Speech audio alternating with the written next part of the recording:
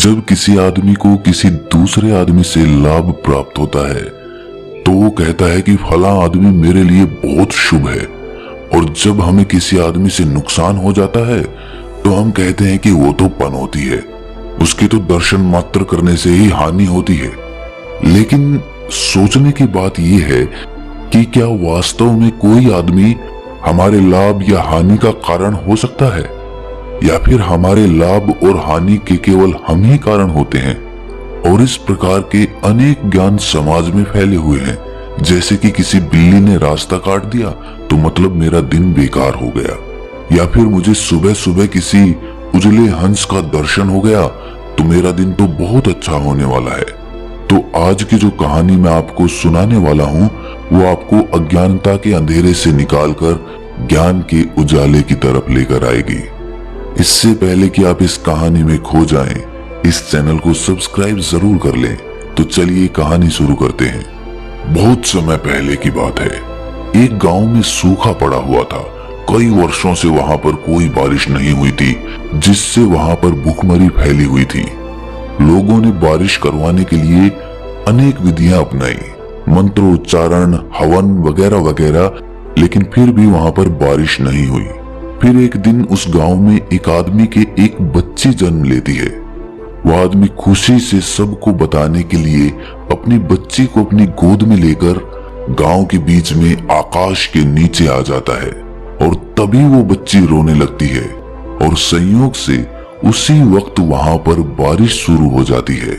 अद्भुत बात थी, जिस गांव में इतने सालों से एक बूंद बारिश नहीं हुई थी, आज बहुत मूसलाधार बारिश हुई। इससे उस गांव के लोगों ने उस बच्ची को भाग्यशाली घोषित कर दिया। उन्होंने कहा कि ये बच्ची तो देवी का रूप है, इसके आते ही इतनी मूसलाधार बारिश हुई। इसीलिए उन्होंने उस बच्ची का नाम भाग्यवती रख दिया। अब गांव में जो भी कार्य आरंभ किया जाता वो उस लड़की के हाथों से ही संपन्न किया जाता। ऐसे ही बहुत साल बीत गए और अब वो लड़की 20 साल की हो चुकी थी। लेकिन 20 साल की होने के बाद उस गांव में एक और घटना घटी। एक बार फिर से उस गांव में सूखा पड़ गया। उन लोगों ने उस लड़की से प्रार्थना करके कहा कि आप ही एकमात्र ऐसे इंसान हैं जो इस गांव में बारिश करवा सकती हैं। कृपया करके बारिश करवाने का कोई प्रयास कीजिए। लड़की ने अपना हर संभव प्रयास किया। वो एक बार फिर से चिल्ला चिल्ला कर रोई, लेकिन फिर भी कोई बारिश नहीं हुई। उसके बाद उसने परमात्मा से प्रार्थना की, लेकिन फिर भी बारिश नहीं हुई। इसके बाद गांव वालों ने एक बैठक करके कुछ ज्ञानियों और पंडितों को गांव में बुलाया और उनसे इस सूखे का कारण पूछा। ज्ञानियों ने बताया कि ये लड़की इस गांव के लिए अनहोनी है। ये केवल 20 साल तक ही इस गांव के लिए भाग्यवती थी, लेकिन अब ये लड़की इस गांव के लिए एक अभिशाप हो चुकी है। अगर तुम लोग अपने गांव से ये अभिशाप हटाना चाहते हो तो इस लड़की को कल सुबह वैसे ही यहाँ पर उपस्थित होना होगा जिस प्रकार उसने जन्म लिया था। मतलब उसे वहां पर निर्वस्त्र होकर आना होगा। उसी दिन रात के वक्त उस लड़की के पिता ने भाग्यवती को उस गांव से भगा दिया। लड़की अपने गांव को छोड़कर भागी चली जा रही थी। वो थककर चूर हो चुकी थी। वो रोती जा रही थी क्योंकि उसने इस गांव में 20 साल बिताए थे और मात्र एक ही रात में उसे अपने 20 साल पीछे छोड़कर वहां से भाग जाना पड़ा। दौड़ते दौड़ते वो लड़की एक गुरु के आश्रम में पहुंच गई। गुरु ने उस लड़की की हालत देखी और उसे अपने आश्रम में ही रख लिया। अब वो लड़की एक सन्यासिनी बन चुकी थी। वो वहीं पर आश्रम में रहती, आश्रम के कामों में हाथ बटाती और वहीं पर ध्यान साधना करती। एक दिन उस लड़की ने अपने गुरु से पूछा कि गुरुजी, एक बात बताइए, इस दुनिया में कोई वस्तु या फिर कोई आदमी अनहोनी हो सकता है, और उसी प्रकार क्या कोई वस्तु या कोई आदमी भाग्यशाली हो सकता है? गुरु ने मुस्कुराकर कहा कि इस दुनिया में एक ही अनहोनी होती है और दूसरी कोई अनहोनी नहीं होती। फिर गुरु ने उस लड़की से पूछा कि इससे पहले तुम मुझे ये बताओ कि इस दुनिया में सबसे कीमती क्या है? लड़की ने कहा, हीरे सबसे कीमती होते हैं गुरुजी। गुरुजी ने कहा कि नहीं, हीरे सबसे कीमती नहीं है। फिर लड़की ने कुछ सोचकर कहा, फिर तो कोई साम्राज्य ही सबसे कीमती होता होगा, क्योंकि वहां तो हीरों की कोई कमी नहीं रहती। इस पर गुरुजी ने कहा कि नहीं, ये भी सबसे कीमती नहीं है। सबसे कीमती इंसानी शरीर होता है, और इंसानी शरीर में सबसे ज्यादा कीमती इंसानी मस्तिष्क होता है, क्योंकि इस शरीर से और इस मस्तिष्क से हम जो चाहें वो पा सकते हैं। इस मस्तिष्क से तुम हीरे भी कमा सकती हो, तुम साम्राज्य भी खड़ा कर सकती हो। ये सुनकर वो लड़की कहती है कि गुरुजी, दुनिया में अधिकतर लोगों के दिमाग में लालच, द्वेष, घृणा इत्यादि पनपते रहते हैं, वही उनके मस्तिष्क में भरे रहते हैं।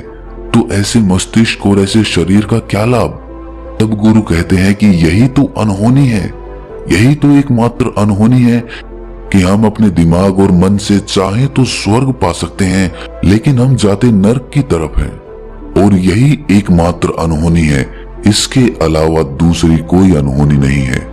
कुछ वर्षों तक उस गुरु की शरण में रहने के बाद उस लड़की को आत्मज्ञान प्राप्त हो गया, और उसके बाद वो वापस अपने गांव की तरफ लौट जाती है। गांव में पहुंचकर वो देखती है कि गांव में बहुत भयंकर बीमारी फैली हुई है। उस बीमारी से बूढ़े तो बूढ़े, बच्चे और औरतें तक मर रहे हैं। वो लड़की उस बीमारी का इलाज जानती थी। उसने उस गांव के लोगों से कहा कि मैं तुम्हारा इलाज कर सकती हूँ, लेकिन गांव वालों ने कहा कि तुम तो अनहोनी हो, तुम्हारे आने की वजह से ही ये बीमारी फैली है, तुम यहाँ से चले जाओ तो हम सब ठीक हो जाएंगे। लेकिन उस लड़की ने वहां से जाने से पहले अपने पिता का इलाज कर दिया और उसके पिता ठीक हो गए। ये देखकर गांव वालों की आंखें खुल गईं। उन्हें लगा कि जिसको हम अनहोनी मानकर बैठे थे, वही हमारा इलाज करके हमें बचा सकती है। और तब उन्हें एहसास हुआ कि कोई वस्तु या कोई आदमी अनहोनी का कारण नहीं होता है।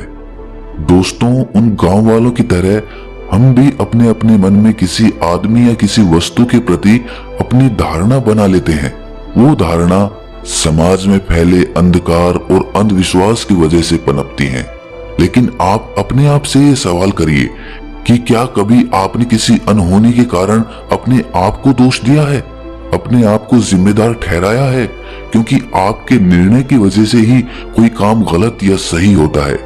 इसीलिए दूसरों को अनहोनी का कारण बनाने की बजाय खुद के अंदर झांक कर देखिए, आपको जवाब जरूर मिलेगा।